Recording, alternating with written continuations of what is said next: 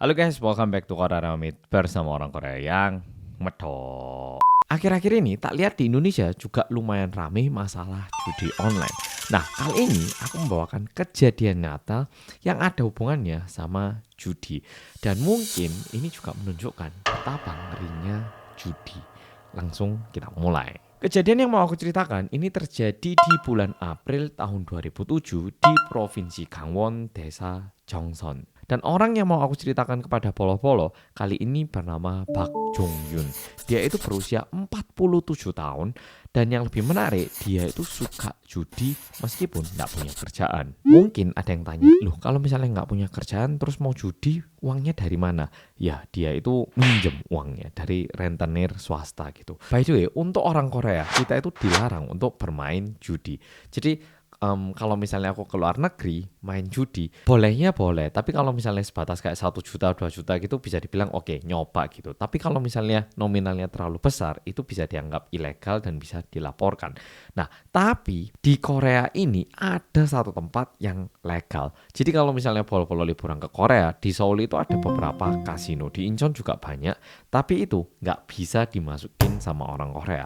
Dan satu-satunya kasino yang bisa digunakan sama orang Korea di Korea ada di Gangwon.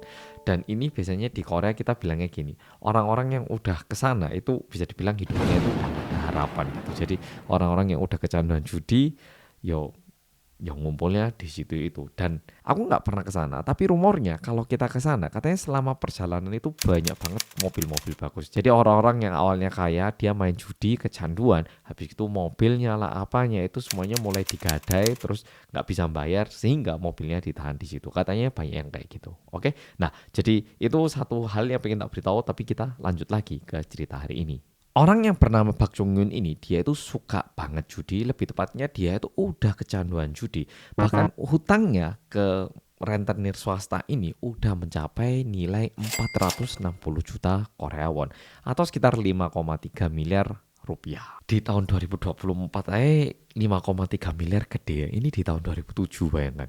Undeng ya. Udah gitu, Bak Jong Yun ini suka taruhan nggak cuman pakai uang. Kadang dia itu juga suka taruhan pakai barang. Dan orang yang sering dia ajakin taruhan itu bernama Namgung Kyung-hun. By the way, ini mungkin terkesan aneh karena namanya kayak 4 suku kata. Tapi di Korea ada marga unik Namgung. Jadi marganya itu 2 suku kata gini. Kayak aku kan Jang. Namgung ini ada marganya. Kayak salah satu artis terkenal di Korea, Namgungmin. Marganya itu Namgung, namanya itu Min. Oke, lanjut lagi ke ceritanya. Dan orang yang bernama Namgung Min ini berusia 32 tahun pada waktu itu.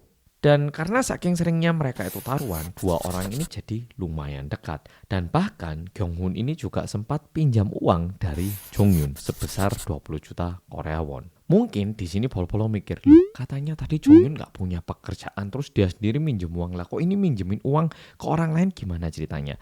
Jadi Jong-yun itu mikirnya gini, aku kan minjem uang dari rentenir nih, terus bunganya gede. Nah ini kayaknya ada orang mau minjem uang dari aku. Nah dia mikirnya ini sebagai kesempatan ya wis aku tak minjemin uang ke orang ini tapi bunganya juga tak minta yang agak mahal gitu. Jadi dia mikirnya biasanya aku bayar bunga mahal ke rentenir swasta, kali ini aku bisa nagih bunga tinggi ke orang bernama Kyung-hun ini. Nah masalahnya karena bunganya terlalu tinggi tentunya Kyung-hun itu akhirnya kesusahan untuk membayar uang yang dia pinjam beserta bunganya. Tapi untungnya meskipun bunganya lumayan tinggi, Kyung-hun ini masih berusaha untuk membayarkan hutangnya. Jadi dia itu nggak sanggup untuk membayar kembali uang yang dia pinjam, tapi paling nggak dia itu bisa bayarin bunga pinjamannya. Kejadian berikutnya itu terjadi pada bulan April di tahun 2007. Bak Jong Yun ini ketemu dengan satu orang yang lumayan kaya.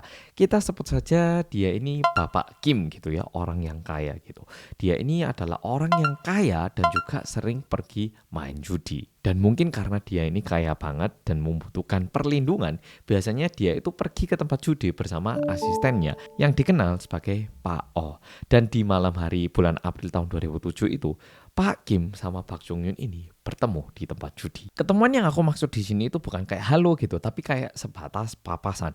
Karena seketika Pak Kim itu masuk ke tempat judi, orang-orang itu langsung mulai kayak berbisik gitu. Eh, itu loh. Itu yang baru masuk. Apa? Itu orang kaya banget itu dari Seoul. Lah, terus apa? Itu orang ya katanya di mobilnya itu loh ada cash ratusan juta. Saking kayanya. Jadi dia itu kaya kesini cuman buat have fun gitu. Nah, ini rumor terus beredar, bahkan masuk ke telinganya Park Chung Yun. Dan Park Chung Yun yang mendengar ini, dia itu jadi mikir, Wah, ini kesempatan kayaknya. Bisa nyuri uang dari mobil, nggak usah masuk rumah orang gitu. Udah gitu, nominalnya lumayan besar. nah, Park Chung Yun yang mendengar itu jadi kayak agak gitu. Ya tentunya karena Park Chung Yun ini punya banyak hutang yang perlu dia bayarkan ke rentenir itu tadi. Dan di malam itu Park Chung Yun tidak melakukan apa-apa sampai tanggal 11 Desember tahun 2007. Jadi Park Chung Yun ini memang kepikiran untuk mencuri uangnya, tapi dia sendiri kan juga nggak pernah nyuri, nggak punya keberanian untuk melakukan hal-hal kayak gini. Jadi dia sendiri itu butuh waktu untuk merencanakan dan juga untuk memikirkan apakah dia itu sanggup nggak untuk melakukan semua ini gitu. Nah, pada tanggal 11 Desember ini dia punya ide. Nah, dia mikir kayak gini. Pak O yang tadi merupakan asistennya Bapak Kim itu, yang kaya itu, dia itu tinggalnya itu di suatu tempat yang murah banget. Jadi kalau dari pemikirannya Park Chung Yun, Oke, kalau misalnya Pak O ini tak ajak ngerampok uang yang ada di mobilnya Pak Kim, kayaknya mau ini. Kita bagi dua, dia untung, aku untung. Orang dia loh paling gaji berapa. nah dia mikir kayak gitu. Sehingga di malam itu dia itu pergi datangi Pak O. Pak O, Berapa? Pak O, berarti kerja di bawahnya Pak Kim gaji berapa ya Pak? Ya lumayan lah cukup untuk sesop nasi. Nah, dijawab kayak gitu. Tanpa panjang bicara, langsung Park Chung Yun bilang kayak gini. Pak, gini Pak, jujur saya ada satu ide biar Bapak bisa cepat kaya Pak. Mau nggak Pak? Apa itu? Diberitahu dulu apa? Gini Pak, rumornya tuh kan bosnya Bapak itu uang ratusan juta di mobil Pak. Nah itu kita curi aja Pak. Habis gitu hasilnya kita bagi dua. Gimana Pak? Lumayan toh. Masalahnya berbeda dengan apa yang dibayangkan sama Park Chung Yun. Ternyata Pak Oh itu menolak. Waduh, enggak, saya nggak mau kalau gitu kan. Dan Park Chung Yun yang mendengar reaksi itu, dia itu bukannya malah kayak ya wis lah, kayak jangan dah aku kepikiran yang terlalu negatif. Gitu enggak. Dia ini malah mengeluarkan balok kayu yang udah dia siapkan dan dia memukul Pak Oh menggunakan balok kayu ini. Dan diakibatkan pukulannya itu, Pak Oh langsung meninggal di tempat itu. Iya. Awalnya mau ngajak nyuri, jadinya pembunuhan. Dan sebenarnya Park Chung Yun sendiri nggak ngira Pak Oh itu bakal meninggal diakibatkan pukulan kayu balok itu. Jadi dia sendiri itu kaget banget dan yang dilakukan sama Park Chung Yun adalah dia menelepon bukan polisi, tapi dia nelpon Namgung Kyung-hun itu tadi. Dia bilang, Ini aku loh lagi bareng sama Pak O. Aku ada satu hal yang pengen tak diskusikan sama kamu. Kamu kesini bisa tak ke rumahnya Pak O? Ya ini alamatnya tak kirim ke kamu ya, cepetan. gitu. Gak lama setelah itu Kyung-hun datang, apalagi dia punya utang tuh, jadi kayak sungkan lah, misalnya nolak waktu diajak ketemu gitu. Nah udah datang, Kyung-hun melihat Pak Oh yang udah meninggal, tentunya dia kaget banget ya tuh, kayak loh ini kenapa? Di situ Park Chung Yun bilang kayak gini, Ini loh tadi Pak O tak ajak nyuri uangnya Pak Kim. Padahal tadi udah tak tawarin untuk bagi dua. Tapi nggak mau. Nah sekarang aku mau nawarin kamu. Kamu mau nggak nyuri uangnya Pak Kim? Kamu mau nolak ya nggak apa-apa. Tapi ya lihat dulu lah. Kamu mikir sebelum membuat keputusan. Kyung-hun yang datang-datang ngelihat orang udah meninggal dan ditodong dengan pertanyaan kayak gitu, tentu dia nggak bisa nolak, sehingga dia menyetujui untuk melakukan perampokan bersama dengan Park Chung Yun. Mereka nggak langsung berangkat ke tempatnya Pak Kim atau gimana, melainkan mereka itu pergi ke supermarket terlebih dahulu, beli tali, lakban, pokoknya barang-barang yang mereka kira mereka butuh itu semua dibeli. Dan rencana yang dibuat sama Park Chung Yun bersama Kyung-hun adalah kayak gini. Mereka kumpul di rumahnya Park Chung Yun, terus telepon ke Pak Kim. Pak Kim, ini di rumah kita mau mengadakan judi besar-besaran. Ya kok enggak Pak Kim? Pak Kim kan iya, cuannya gede Pak, mau ikut enggak? Sehingga setelah beli barang-barang di supermarket tadi, mereka itu langsung pergi ke rumahnya Park Chung Yun. Dan mereka itu tiba di rumahnya Park Chung Yun sekitar pukul 5 sore. Dan sesampainya di situ, mereka langsung telepon dan tidak lama setelah itu, Pak Kim benar-benar muncul di rumah itu. Seketika Pak Kim muncul di rumah itu, baru masuk, belum nyapa, pintu depan langsung dikunci dan langsung mulai dipukulin oleh dua orang itu. Setelah dipukulin beberapa kali, Park Chung Yun sama Kyung-hun itu tanya, Pin kartu ATM-nya apa? Ayo beritahu. Tapi Pak Kim itu nggak mau memberitahu. Sehingga Pak Kim itu terus-menerus dipukul, tapi tetap nggak mau memberitahu PIN ATM-nya. Sehingga Pak Kim itu pingsan. Dan setelah pingsan, yang dilakukan sama dua orang ini adalah tangannya diikat, dibungkus pakai selimut, lalu dimasukkan ke mobilnya Pak Kim. Jadi mereka langsung pergi ke mobil, Pak Kim langsung dimasukkan ke ruang bagasinya gitu. Dan karena bagasinya sedan kan agak kecil gitu ya, sehingga Pak Kim masuk ke situ itu udah lumayan penuh. Mereka langsung pergi ke mobil, Pak Kim dimasukkan ke bagasi dan mulai mencari uang yang katanya ada ratusan juta di dalam mobil itu. Dicari, nggak ada. Sama sekali nggak ada, tidak ada sedikit pun. Dan uang yang berhasil mereka temukan itu cuma 300 ribu won dari dompetnya Pak Kim. Dan dari kartu ATM yang ada di dompetnya Pak Kim, waktu mereka cek saldonya, itu uangnya pun nggak terlalu banyak. Mungkin karena Pak Kim ini punya perusahaan, dananya itu ada di rekening perusahaan mungkin, bukan di rekening pribadinya. Jadi mereka udah melakukan semua aksi ini, tapi mereka itu nggak berhasil menemukan uang ratusan juta di mobil, dan bahkan uang yang mereka hasilkan itu cuma sebatas 300 ribu Korea won dari dompetnya Pak Kim. Setelah membunuh Pak Oh dan juga menangkap Pak Kim. Dan sebenarnya kalau dipikir siapa yang nyimpen uang ratusan juta di mobil ya toh? Yo meskipun tahun 2007 itu loh yo. Aku SMP kelas 1. Yo siapa yang bawa cash banyak itu? Ya toh. Sekarang kondisinya Pak Kim udah dihajar dan kemungkinan besar bakal meninggal ya toh. Dan karena itu mereka harus mencari cara untuk mengurus jenazahnya Pak Kim ini. Dan yang mereka lakukan adalah pada tanggal 12 Desember, keesokan harinya, pukul 1.30 subuh hari, mereka itu mencari tempat sewa mobil untuk menyewa satu mobil Starex. Starex ini kayak, kalau di Indonesia mungkin kayak APV gitu kesannya. Ya. Dan ternyata ada satu mobil yang bisa mereka sewa dan langsung mereka sewa. Dan setelah itu yang mereka lakukan adalah mereka pindahkan badannya Pak Kim ini dari mobil Mercy ke mobil Starex ini. Udah gitu, ini nggak cuma dipindahkan ke dalam mobil, tapi mereka masukkan ke dalam ember merah yang gede. Ya, nggak tahu kenapa ember, tapi pokoknya dimasukkan ke dalam ember, lalu dipindahkan ke dalam mobil Starex yang mereka sewa. Dan setelah itu, mereka mulai mengendarai mobil mencari tempat yang jarang orang untuk membuang badannya Pak Kim ini. Tapi mereka itu nggak berhasil menemukan tempat yang cocok untuk membuang jenazahnya Pak Kim ini. Sehingga pada tanggal 14 Desember tahun 2007, 3 hari setelah Pak Kim ini meninggal, tapi di bulan Desember ini merupakan musim dingin, jadi dingin banget harusnya, musim salju gitu. Nah, mereka itu akhirnya menemukan satu tempat yang mereka rasa cocok untuk membuang jenazahnya Pak Kim ini. Lokasinya itu kayak di jalan raya besar gitu, jalan tol, dan mereka parkir di bahu jalannya. Setelah itu, kan tadi badannya udah dimasukkan ke dalam ember atau embernya ini digulingkan dari atas. Dan karena jalan rayanya itu lebih tinggi, embernya itu guling ke bawah.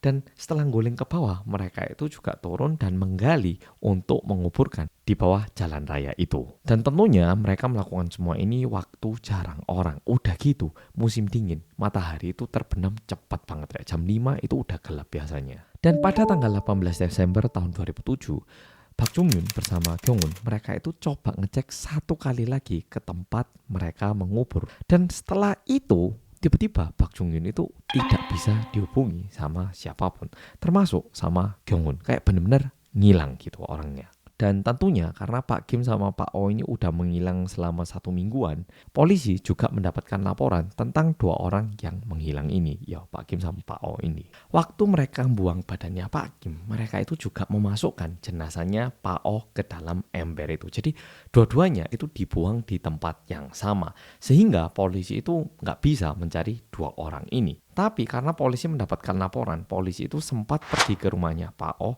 dan di situ mereka menemukan sweater yang udah berlumuran darah. Dan di dekat rumahnya itu memang ada CCTV, tapi tahun 2007 kameranya itu masih belum terlalu jelas, sehingga cuman bisa ngelihat ada cowok kayak keluar masuk gitu, tapi nggak bisa diidentifikasi siapa mereka ini. Dan kejadiannya ini bisa dibilang tidak bisa diselesaikan hingga 2 tahun. Dan kasusnya ini bisa dibilang tidak ada progres hingga 2 tahun ke depan. Dan pada tanggal 29 September tahun 2009, kebetulan waktu itu pemerintah lagi membersihkan hutan-hutan yang ada di dekat jalan raya. Sehingga ada petugas yang motong rumput di sana dan di waktu istirahatnya dia itu kayak lagi lihat-lihat gitu loh. Tapi ini hutan ada tumbuhan apa sih gitu ngeliat-liat. Tapi kebetulan dia itu ngelihat kok kayak ada tanah yang kayak tinggi loh, kayak tanah kan harusnya gini. Ada satu bagian yang nongol gitu loh. Nah, sehingga sama petugasnya ini didekati. Awalnya dia kira itu kayak bom atau kayak sesuatu yang berbahaya. Tapi ketika dilihat baik-baik, terlihat ini kayak kerangka manusia.